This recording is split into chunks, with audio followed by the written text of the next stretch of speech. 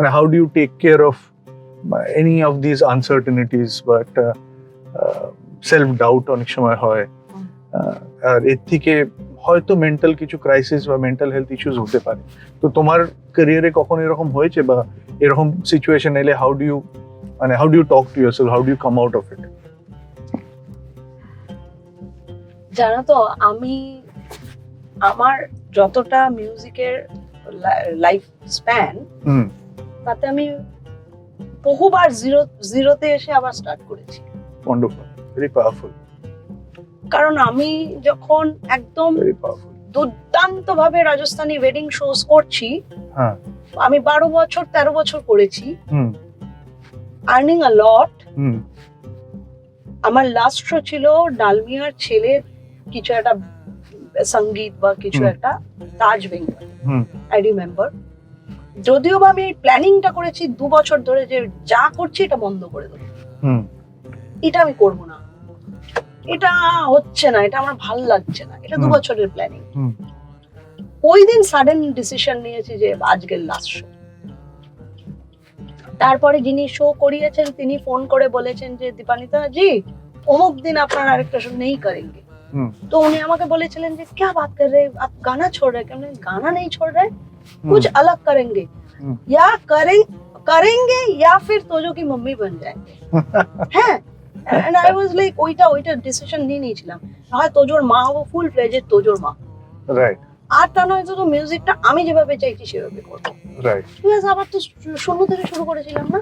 Right. I met Orko Mukherjee, I formed folk foundation, I met Fiddler's Green, আমার জার্নিটা তো হয়েছে। I met banglanatok.com, আমার এই সেকেন্ড মানে জিরো থেকে যে স্টার্ট করেছিলাম সেখানে একটা মেজর রোল প্লে করে banglanatok.com, অমিতাভ ভট্টাচার্য দারুণ একটা এক্সাম নিয়েছিল আমাকে, ওহ মাই গুডনেস। যাই হোক, কিন্তু এই মানুষটাকে তো আমার স্মরণ করতেই হবে। ওই জার্নিটা আমার দারুণ উইথ বাংলা নাটক। তো তারা আমাকে সবাই ওই সত্যি সবাই এগিয়ে দিয়েছে, আমার তো গাড়ি চলে গেছে এরকম। তো আমার কখনো এটা মনে হয় না কেন আমি 10টা শো পাচ্ছি না, কেন আমি এটা করতে পারছি না, কেন আমার ওটা হচ্ছে না, এটা আমার হয়ই না। আমার মনে হয় যে আমি তখনই সত্যি বসে ভাবি আমি কোথায় ছিলাম, আমি কোথায় চলে এসেছি। আমার তো খুব ভালো লাগে শুনে না, আমি শম্পা কুন্ডুর অ্যালবাম শুনে বড় হয়েছি, মানে ওই সময়টা আমরা বড় হয়ে গেছি, মানে ওই কলেজ লাইফে শুনছি ওনাদেরকে। সেই মানুষটা যখন এসে বলেন যে দীপানিতা আমার খুব ভালো লাগে তোমার গান, তো আমার তো হয়ে গেছে অনেক পাওনা গো, আবার নতুন করে কি পাবে তুমি?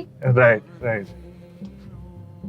হ্যাঁ, তুমি বলতে পারো যে আমার একটা BMW নেই, ও আই ডোন্ট কেয়ার। আমি তো ছোটবেলা থেকে এগুলো তারাই ভাবে যারা ছোটবেলা থেকে গাড়ি চড়েনি, হঠাৎ করে গাড়ি কেনে। তো আমরা তো ছোটবেলা থেকে নানান ধরনের গাড়ি চড়ে অবস্থা, ইটস অল ডান।